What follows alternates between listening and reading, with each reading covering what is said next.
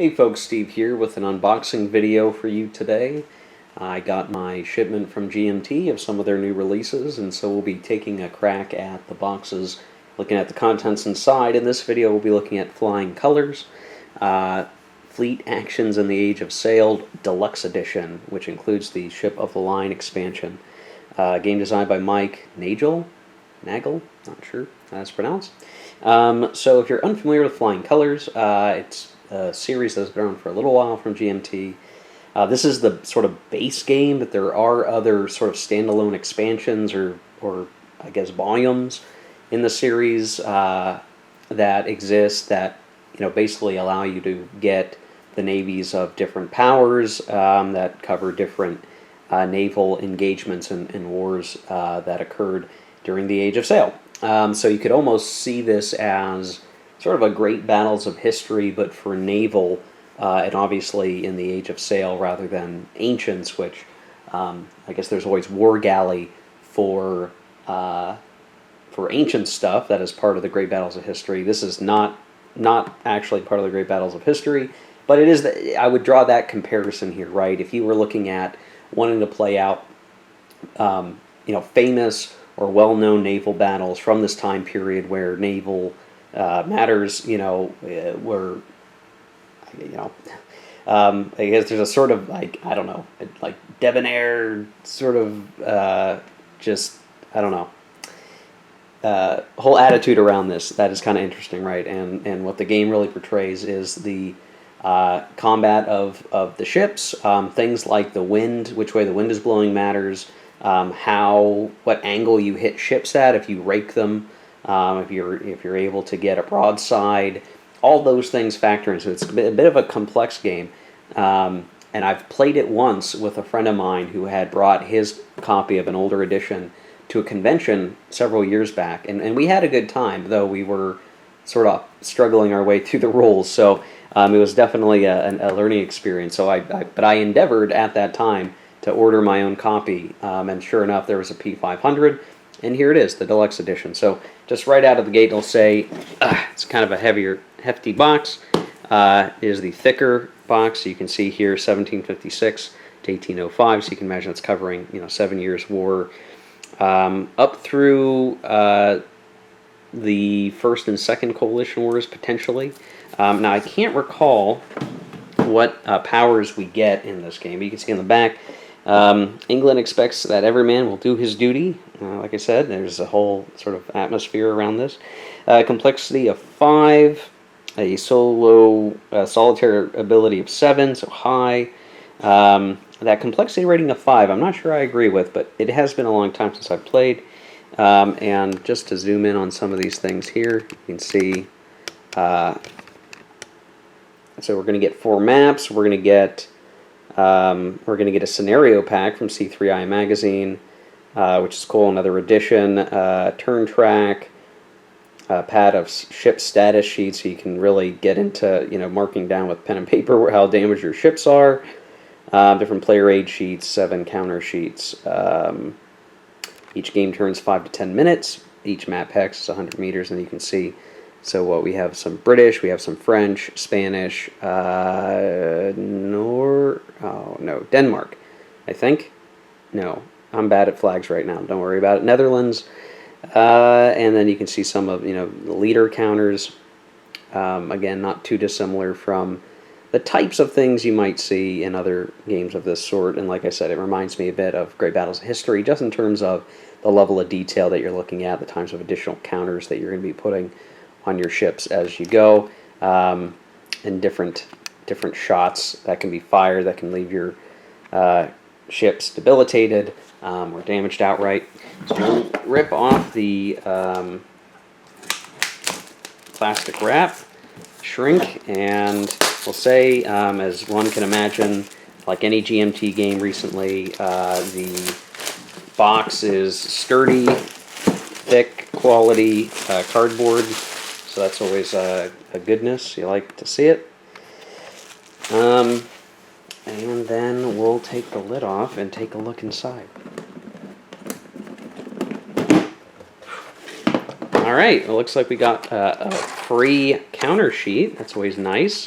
Whether or not the one counter sheet will be enough to store all the counters in the game, I truly do not know. We'll have to see about that. I've got some other counter trays somewhere around here, so it might be okay. But that's kind of a nice thing. If it all fits inside the box, again, very nice with the counter trays. That's a nice way to keep things organized. Okay, we've got the rulebook, 24-page rulebook, and it appears to be full color, matte, the typical GMT 2-column style. And so just to kind of go through here very quickly to see. So introduction components. Okay, the core rules are 17 pages long. So that gets you sequence of play, how the wind works, how command and activation works, movement, fire combat, melee combat, victory determination. Then once you're at page 17, you get into optional rules. So you can see there's all kinds of sort of additional, more advanced concepts you could play with if you're really of the sort that wants to push even more detail into the game.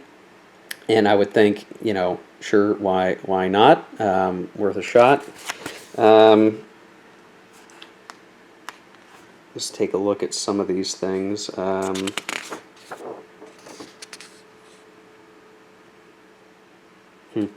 Yeah, so you can see, and then as I flip through, you know, they have your typical, like, what do all these things mean?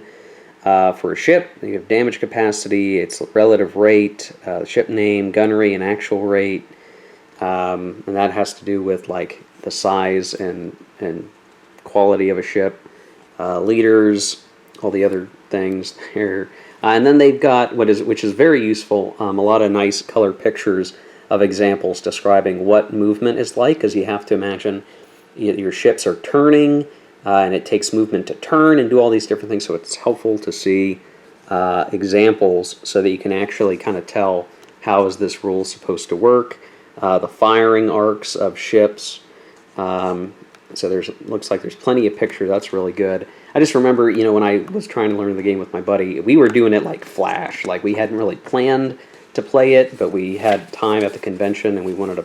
He had his copy with him, so we sort of tried to learn the rules very quickly. But that's not always a great plan for these kind of detailed war games. But yeah, pretty straightforward thing here. And then you've got some initiative cards as well that I guess we'll find in here, presumably. The decks of initiative cards, or optional method of determining order. Okay, so they're optional. Hopefully they're in here. I'm not sure where they would be at. Then we have a scenario pack. So this came originally, I think, from C3I magazine. There you go. And you have the Coromandel campaign, Escape from Lorient, the Trafalgar campaign. Ooh, Trafalgar, that's awesome. Postscripts to Trafalgar and some fleet scenarios. I'm not sure what all that is going to entail, but I like the idea of being able to play Trafalgar, right? Oh, here's the fleet scenarios. So I think this is, I'm not sure exactly what that all is. This all coming from C3I magazine, so I don't recall what all. Of course, my camera screws up as I'm trying to talk. Yeah, so there you go. This is a 3-column format in C3I magazine format. It is full color, though it's mostly for tables. There are some, you know, maps and things for historical context and stuff to set up for these scenarios. So a lot of interesting, cool extra content in this deluxe edition. And gosh, you know, it's almost like, man, if you weren't buying a deluxe edition of a GMT game, you might want to wait to see if there will be one someday, because they're always amazing and better than the original edition, because it's like, oh, you get all this extra cool stuff.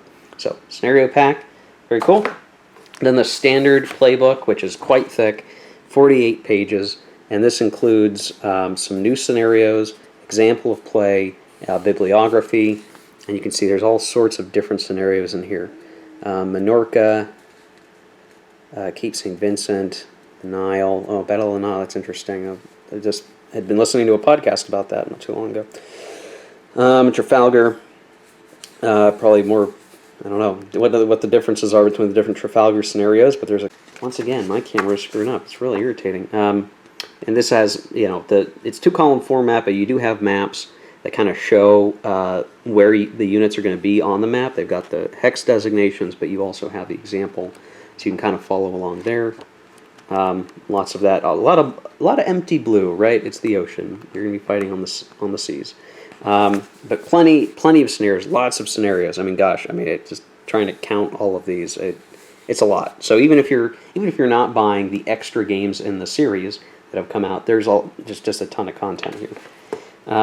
Okay, looks like we're getting into the counters now. Don't want to get too crazy with this. I will say, it just almost guaranteed. This is the brown core counters, which means these are going to be real easy to punch out, and the counters are going to be nice, thick quality. I am always stoked at that. I always love the change now that we are in, where GMT is doing nothing but these kind of counter sheets. So here's the thing. I think this is the one thing you got to watch out for with this game. Organization is going to be really key, and you're going to have to get into like sorting ships maybe by rate or alphabetically by name, because each of these ships has a name. So if a scenario is calling for a very particular ship, you really have to dig deep and go find wherever that ship is. And this is the the British, the whole counter sheet. And if you're looking for one ship, you're going to be looking across 5, 10, 15, 20, 20, 40, 60. You're going to look through 100 counters looking for one guy. It's not going to work well. So you got to figure out how you want to organize them. Not sure how I'm going to do that. You got the Netherlands, French, Spanish fleet, additional counters, more counter markers, I should say, and leaders.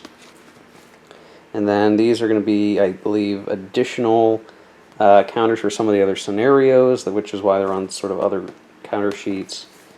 Lots of ships and even more counters.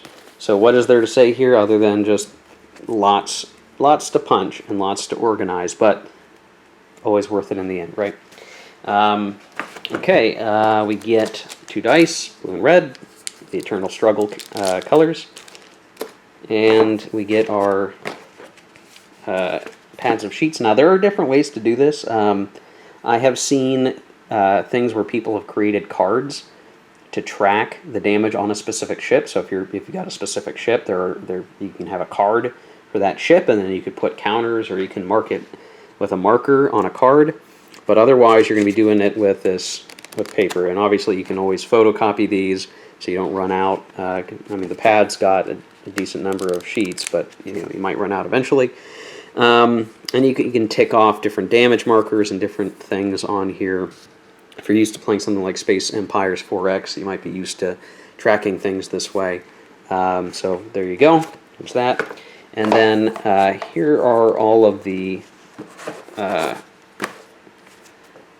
maps. And I'm not going to bust all of these out other than just to say, like, it seems like they're one-sided, or some of them are one-sided.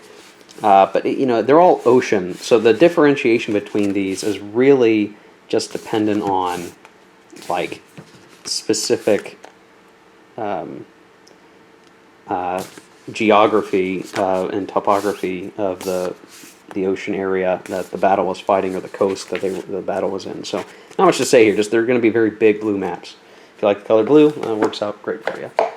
And then we've got player aid sheets. So 2 of player aid card 1, firepower determination, carronade, rake table, illustrative example, nice chart for combat results, for fire results, other helpful tables. So good standard player aid card. And then it looks like 2 copies of player aid card 2. So yeah, there you go. They're one-sided, additional tables, nothing too crazy there. And then it looks like the last thing in the box is the sequence of play. So you have a turn track that wraps the whole way around. You can mark wind direction here, other bits and pieces, and then going through the sequence of play. I want to have this set up nearby on the table to denote all of that.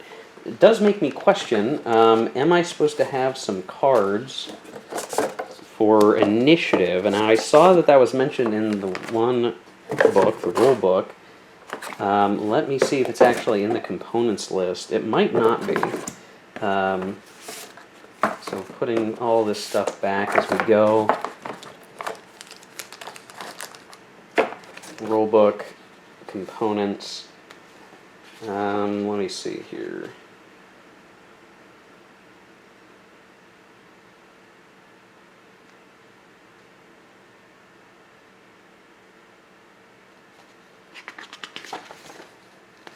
Okay, apparently the true components list should be in the playbook, is what the rulebook says. But it doesn't seem to be in here. I don't know what to think about that. I'm a little worried I might be missing something, but let me take a quick look on the back of the box. Okay, it does not say I get any cards, so I'll have to go look at what was meant by the initiative cards, if that was something you could get extra, or what. I'm an idiot. I'm an idiot. There you go. It says right there, I had it on screen, I totally missed it. These cards are available with Serpents of the Sea, which is the second volume, and the fourth volume, Under the Southern Cross. So if you're interested in this game and you want to get more stuff, there are of previous editions, these other volumes that may be at some point being reprinted or still available today. You can take a look at that. Okay, anyway, sanity is checked. All is well in the world. There you go, guys. Flying colors. Complete actions in the Age of Sail. If you really like ship combat, naval stuff, you really dig, the Admiralty, and you want to have some fun with cannons and all that good stuff, it's a neat system. I do enjoy it. Again, my one play of it got me interested enough that I wanted my own copy, and here it is, nice and deluxe. Gotta love it. Flying colors, guys. Hope you enjoyed it. Hit like if you like the video, and subscribe if you want to see more, and we'll catch you next time.